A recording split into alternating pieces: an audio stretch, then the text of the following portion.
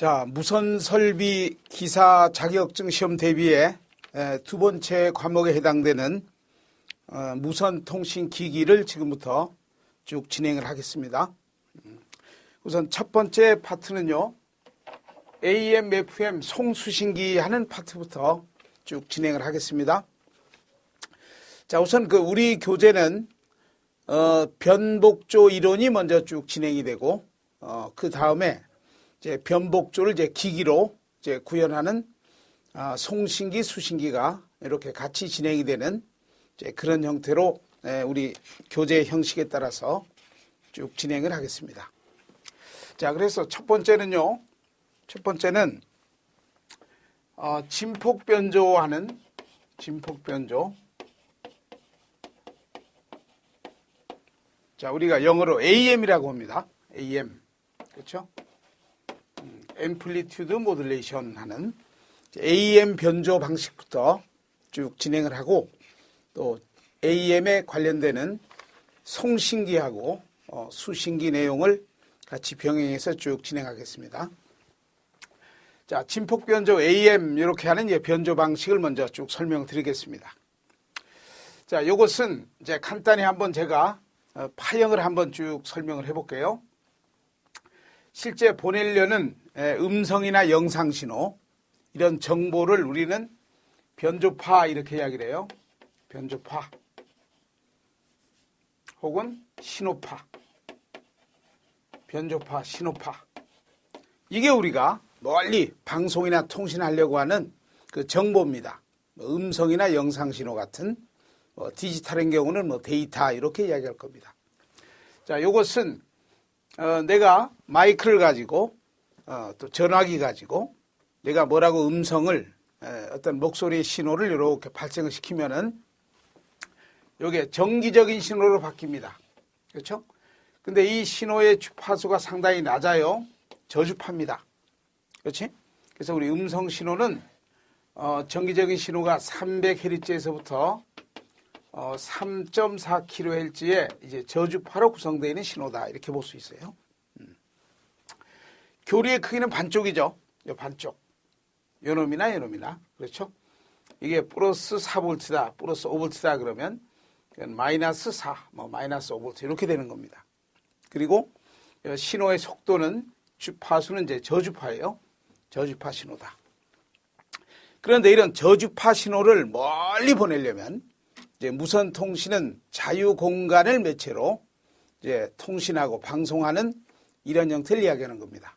물론 유선 통신, 이제 요즘은 정보 통신이다 이렇게 칭하는데, 자, 이런 경우는 어떤 케이블이라는 매체를 통해서 이제 정보를 보내게 되는 겁니다. 이제 우리는 자유 공간의 매체를 통해서 이제 음성이나 영상의 정보를 보내는 거예요. 그런데 이런 저주파 신호는 멀리 보내는데 상당히 여러 가지 취약한 사항들이 많이 있습니다. 자, 그래서 이제 고주파에 쏙 실어가지고 이제 실어주는 게 변조예요. 그래서 고주파, 정보를 싣고 가는 고주파를 우리가 반송파 이렇게 이야기를 합니다. 싣고 간다 하는 이야기죠. 영어로 캐리어다 이렇게 이야기를 해요. 캐리어. 영어로 캐리어다 이렇게. 캐리어다.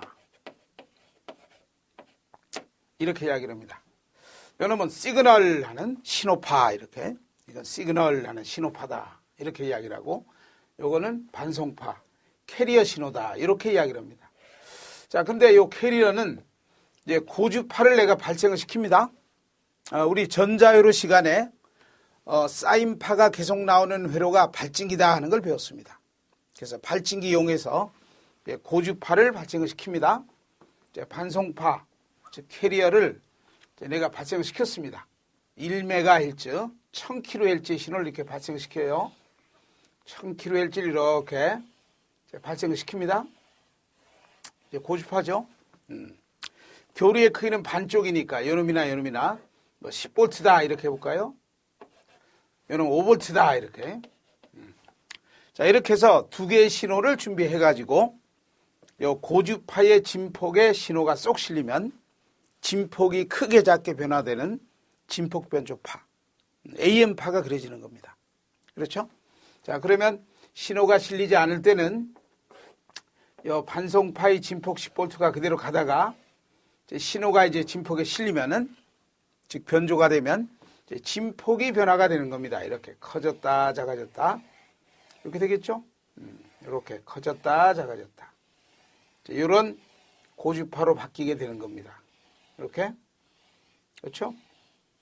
이제 신호가 커지면은 요 반송파의 진폭이 이제 커졌다 작아졌다 이렇게 변화가 되는 요 고주파 있죠. 요 고주파. 요 고주파가 바로 변조가 완료된 피변조파다 이렇게 이야기할 겁니다. 피변조파. 이 피변조파가 바로 AM파다 하는 겁니다. 그렇죠? 고주파의 진폭에 신호가 실렸기 때문에 이 고주파의 진폭이 크게 작게 변화되는 진폭변조파, 그 피변조파를 우리가 AM파 이렇게 할 겁니다. 이해할 수 있죠?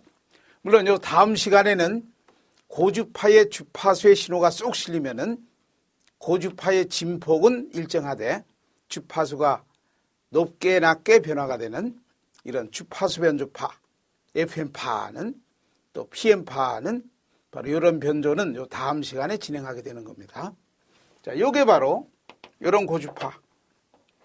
이렇게 진폭이 변화가 돼버린 이 고주파가 바로 멀리 전송이 되는 겁니다. 이해할 수 있죠? 그런데 이 진폭에 신호가 실리다 보니까 나중에 수신기로 들어오면은 요 진폭의 변화 성분을 찾아내면 소리가 나는 겁니다. 그런데 전송하는 도중에 잡음이라고 하는 것은 100% 해결 못 합니다. 뭐 외부 잡음도 있고 내부 잡음도 있고. 그러면 진폭에 잡음이 많이 낄 거 아니에요? 이렇게 진폭에 잡음이 많이 끼어가지고 이제 잡음투성이로 이렇게 들어옵니다. 수신기로. 그러면은 이 진폭의 잡음을 우리 전자회로에 리미터회로, 클리퍼회로 하는 걸 배웠습니다.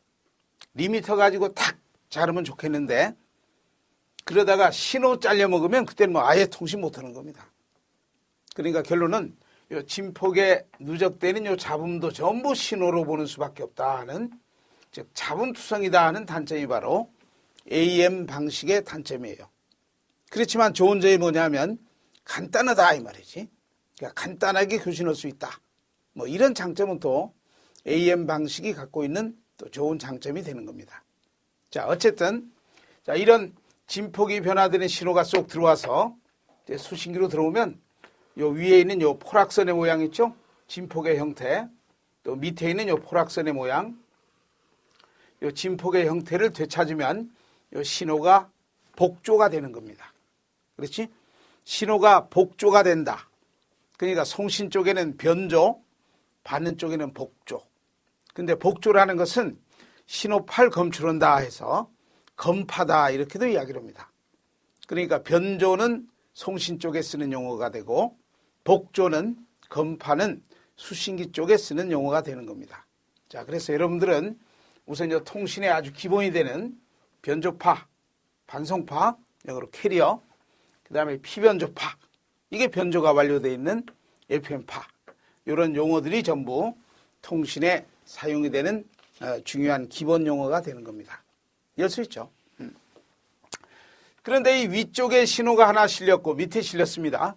그래서 위쪽에 신호가 실리는 이 형태를 우리는 위에 신호가 실리는 이놈을 상측파대 신호 이렇게 이야기할 거예요. 상측파대 신호다 이렇게. 그다음에 밑에 고주파의 밑쪽 반송파 밑에도 하나 실렸죠. 이놈을 하측파대 신호다 이렇게 이야기할 겁니다.